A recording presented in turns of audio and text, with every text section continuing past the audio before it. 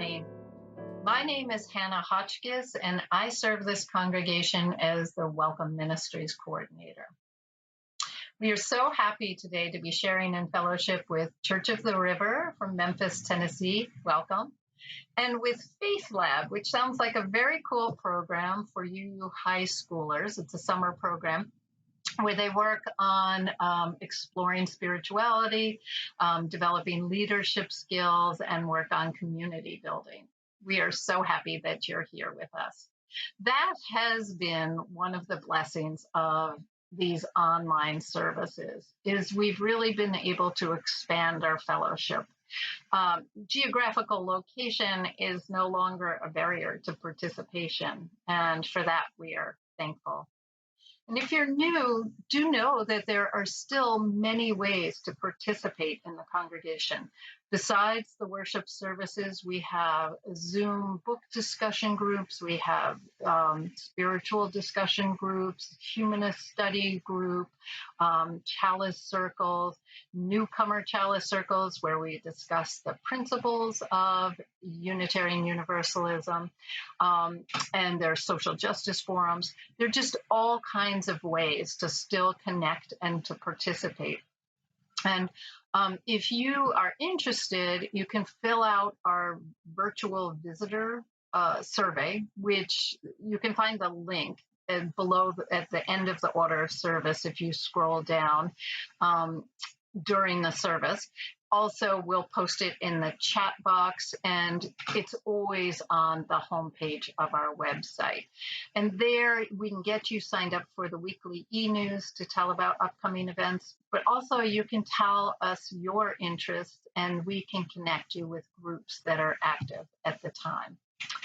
If you're returning a congregant, please feel free to fill out our weekly feedback survey. We want to know how worship is going online for you, and also just in general, how your virtual participation and congregant life is going.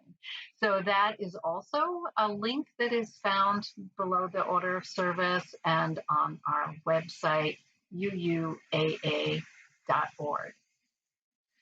After the service, we hope you all join us for our virtual social hour via Zoom. That link will show up in the chat box, and it's also on our homepage. I always go to our homepage on our website to click into that. And if you're new, let the host of the Zoom meeting know that if you'd like to be put in a chat room, the newcomer welcome chat room, I and other hosts will be there to be able to explain some of our programs if you have questions, or just to get to know each other. Again, welcome. We are so glad you're here.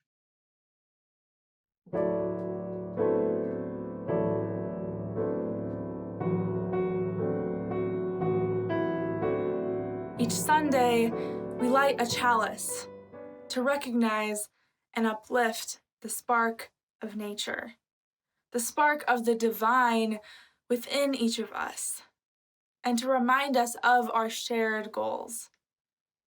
Please join with me in saying our chalice lighting words. We light this chalice for the light of truth. We light this chalice for the warmth of love. We light this chalice for the energy of action. We light this chalice for the harmony of peace.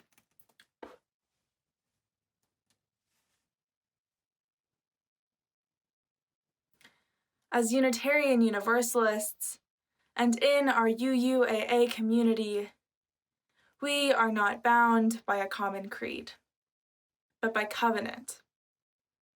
Our covenant, the promises we make to each other, are a testament to the dust and stars and atoms we are made of, and are the seed of hope in our common journey. Please join with me in reciting our covenant. The spirit of this church is love, and service is its law. This is our covenant with each other. to dwell together in peace, to search for truth and love, and to help one another. Birdsong by Julie Flett. Spring. It's a mucky spring morning as we pack up the last of our belongings and leave our little home in the city by the sea.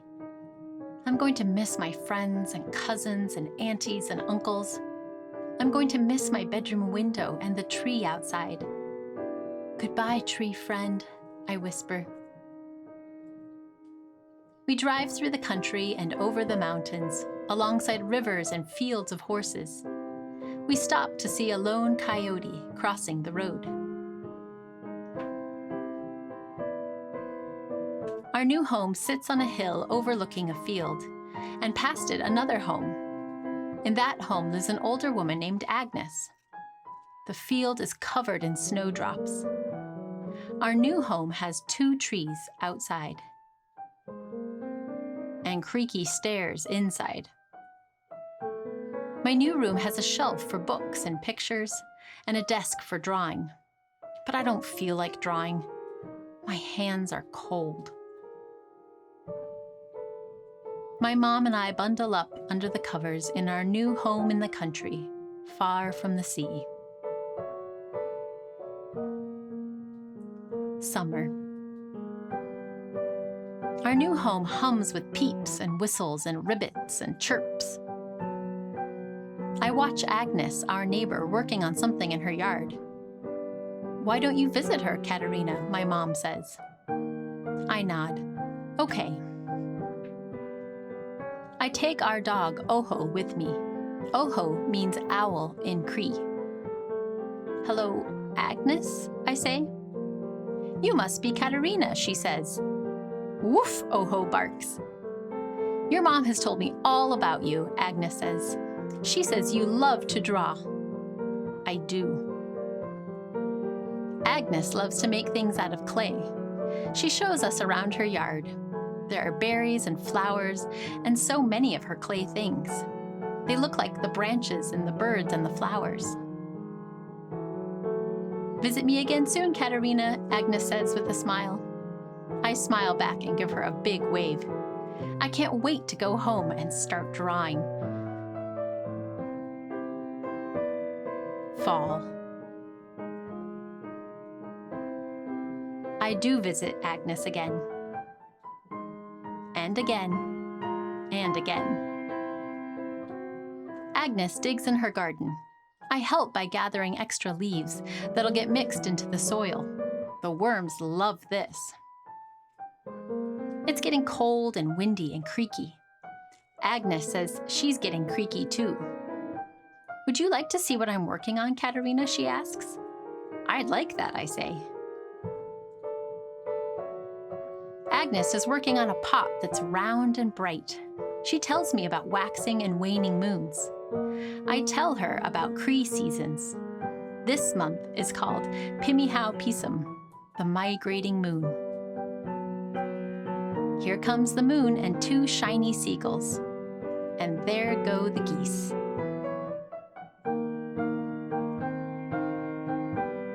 Winter. It's Oho's first snow. We toboggan until my snowsuit is soggy, and Oho is covered in tiny snowballs.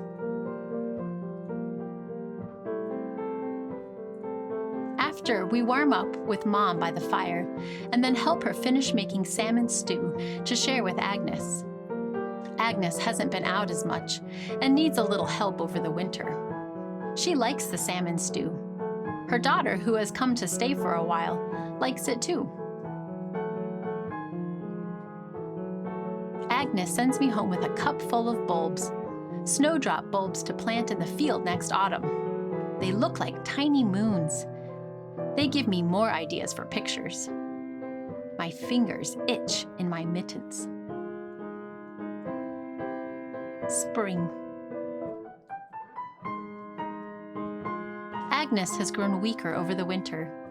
Still, from her bed, we can hear the spring birds singing their songs and the tickle of the branches against her window. We listen to the sounds together. The snowdrops are peeking out. I wish Agnes could see them. I have an idea. I run home and gather up all my drawings.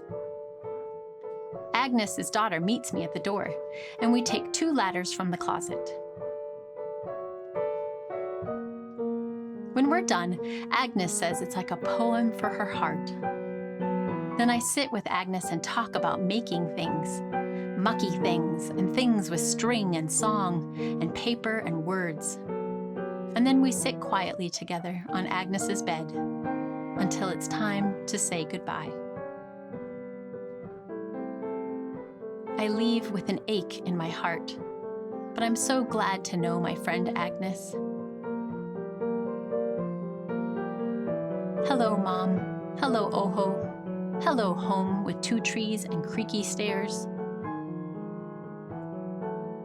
Later that night, I yiki pisum. The frog moon is full. My mom and I bundle up together in our home. My hands feel warm, and the covers feel soft. And I think of my friend until I fall asleep. The end.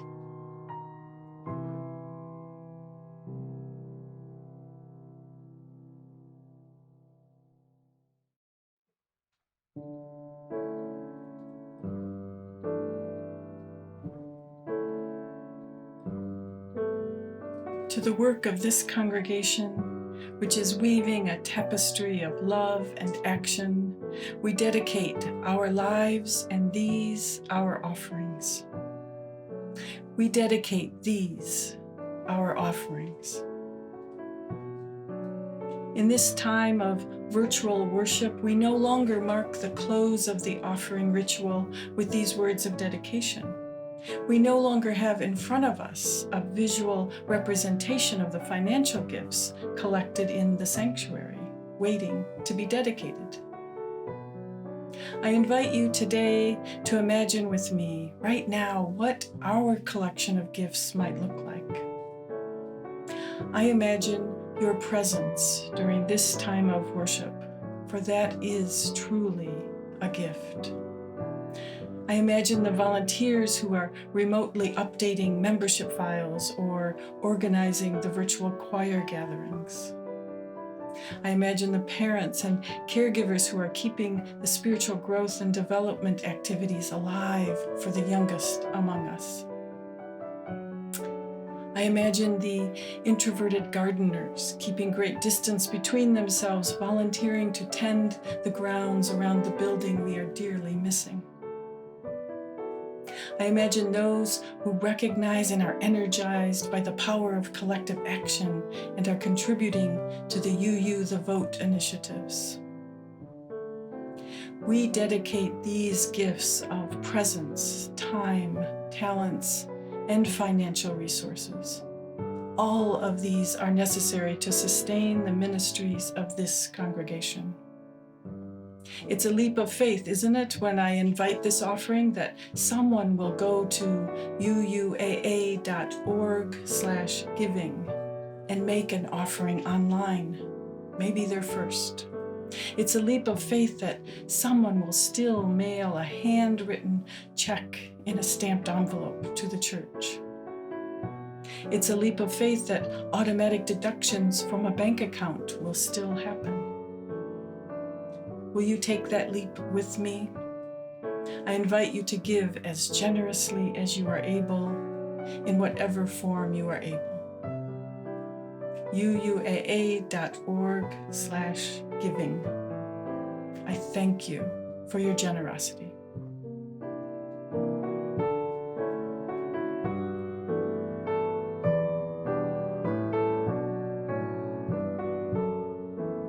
For almost my entire life, I've lived in Oregon, in the heart of the Willamette Valley, in what I consider to be one of the most beautiful places on earth. I want to share some of that beauty with you today in this time for deepening, grounding, centering on the earth. I want you to imagine you're sitting on a tree trunk. Focus on the energy in your body flowing downward to the earth. The tree is an extension of your body, extending through your feet. Feel the way your roots dig deep into the ground.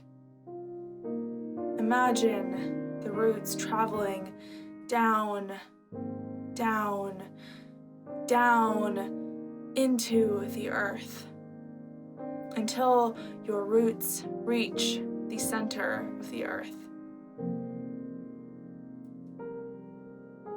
Focus back on your breath. Breathe in, and as you breathe out, allow the negative feelings to escape your body.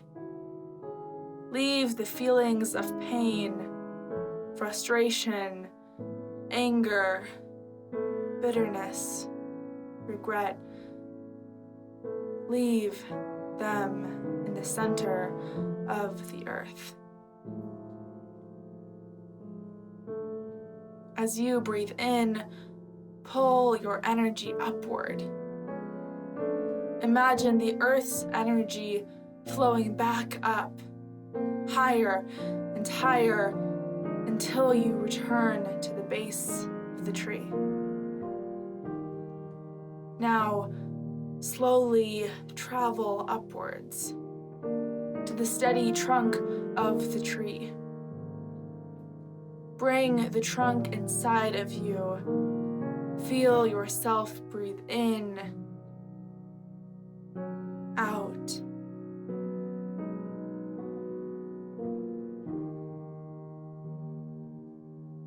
As you breathe in, feel the strength of the tree in your body. As you breathe out, let go of any fear or doubt. Imagine yourself, your core as steady as the trunk, staying firm in stillness and calm, observing and resting unwavering as the seasons pass before you. Feel yourself rooted in stillness amidst the constant change inside you and around you.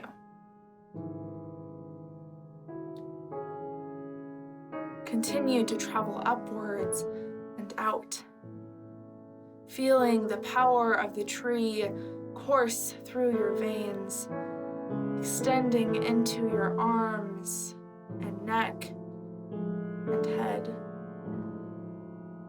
Imagine them as branches reaching out into the world.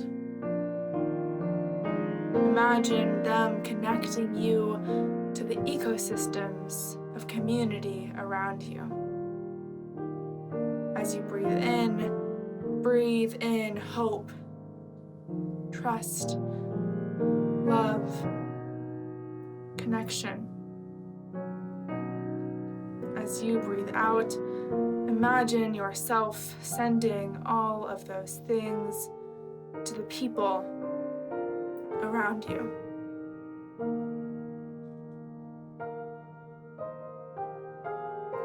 Rest in the feeling of centeredness and calm.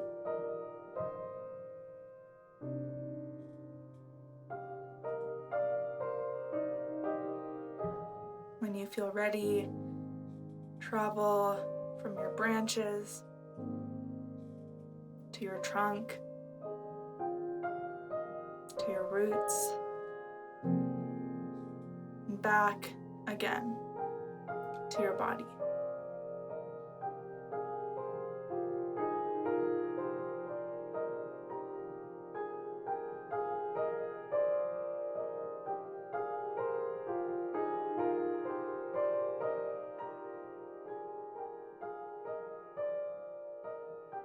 This is a magic 8-ball.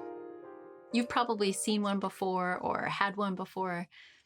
It's a simple toy that is supposed to help you predict the future.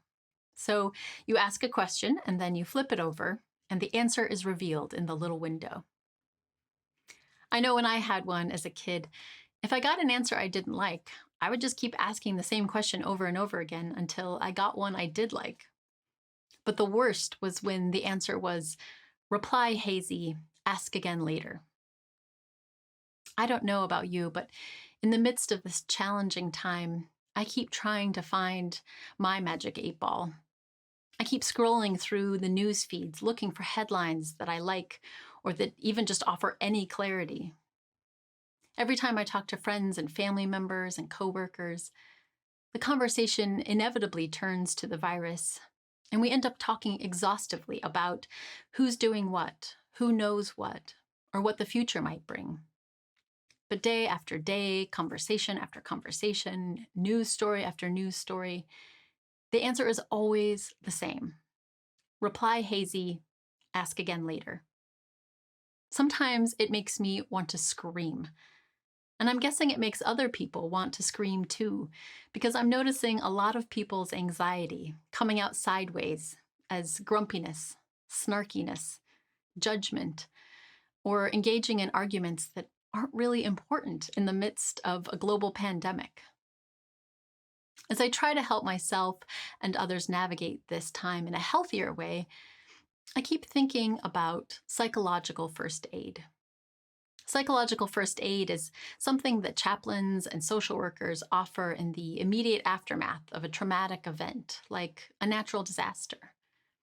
Of course, what we're experiencing right now is a collective and ongoing traumatic event in a lot of ways, and so the principles can be helpful pretty much every day.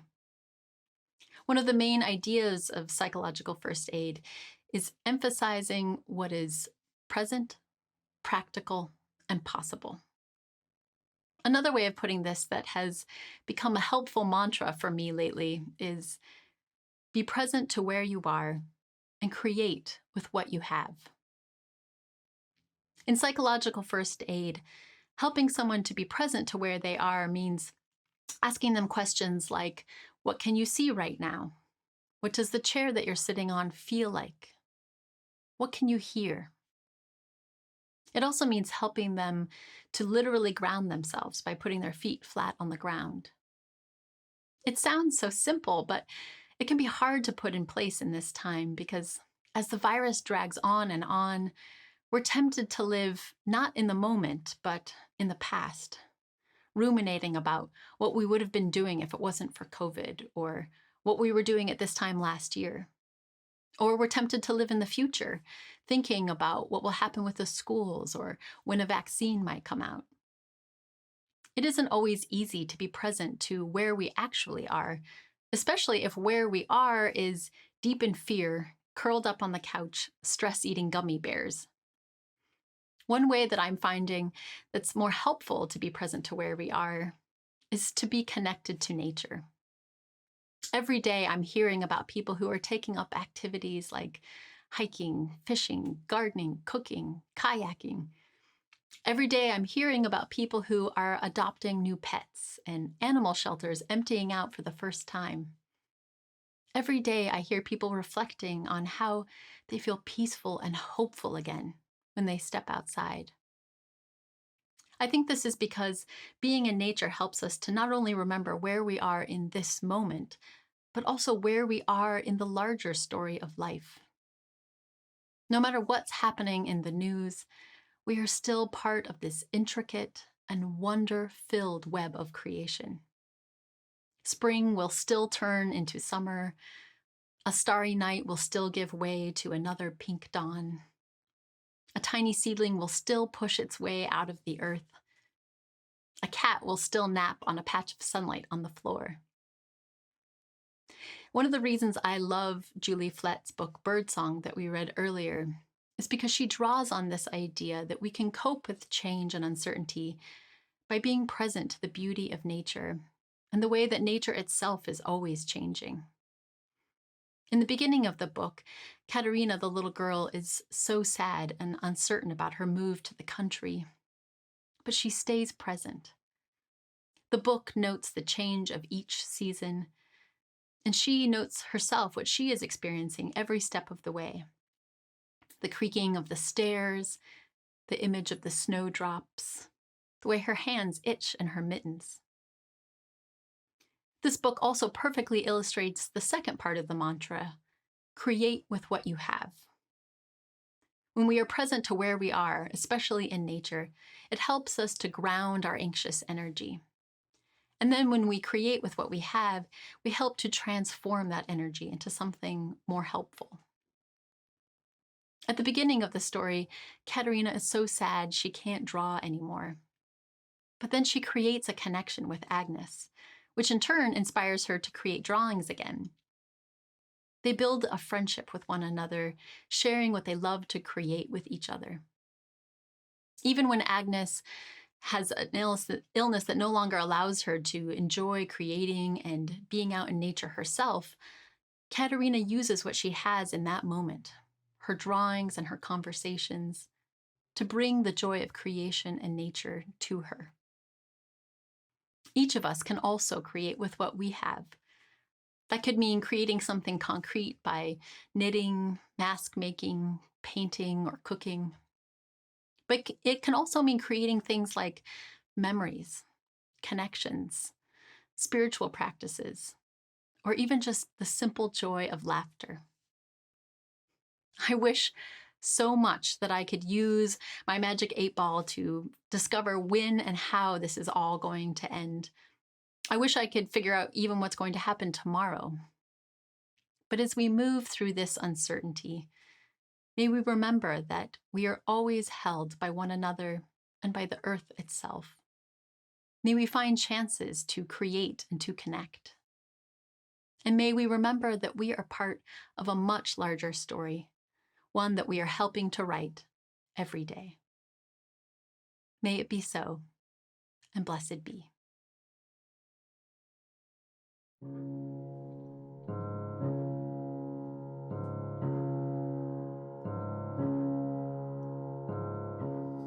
Here's a song that comes to us from pagan traditions, and the lyrics are quite simple. The earth, the water, the fire, the air, return, return, return, return. The earth, the water, the fire, the air, return, return, return, return.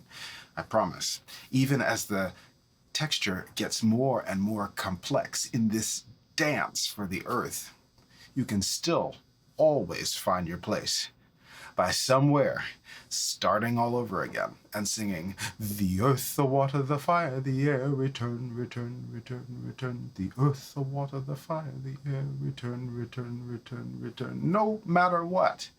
Now, if you're ready to sing, away we go. The earth return, the earth return, the earth, the water return, return, the earth, the water return, return, the earth, the fire return, return, the earth, the water, the fire return, return, the earth, the water, the fire, the air return, return, return, the earth, the water, the fire, the air return, return,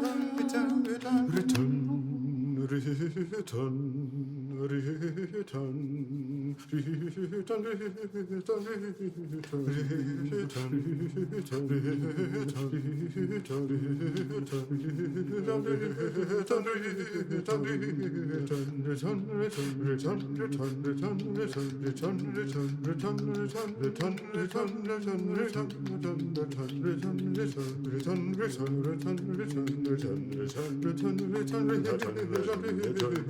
the water, the fire, the air, return, return, return, return. The earth, the water, the fire, the air, return, return, return, return. The earth, the water, the fire, the air, return, return. The earth, the water, the fire, the air, the earth, the water, the fire, the air, the earth, the water, the fire, the air, the earth, the water, the fire, the air, the earth, the water, the fire, the air, the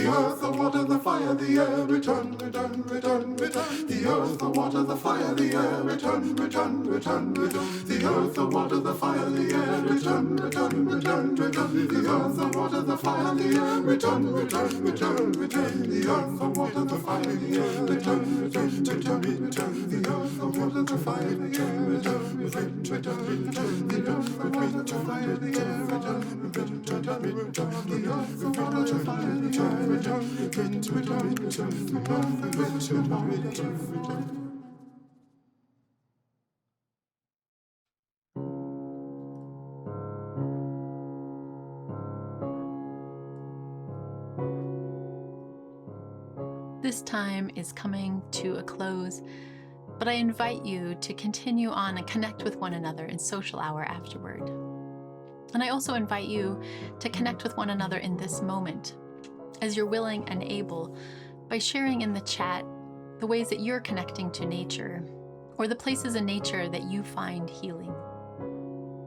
May each of us in the coming week remember that we can return again and again to nature and to one another. Blessed be, and much love to you all.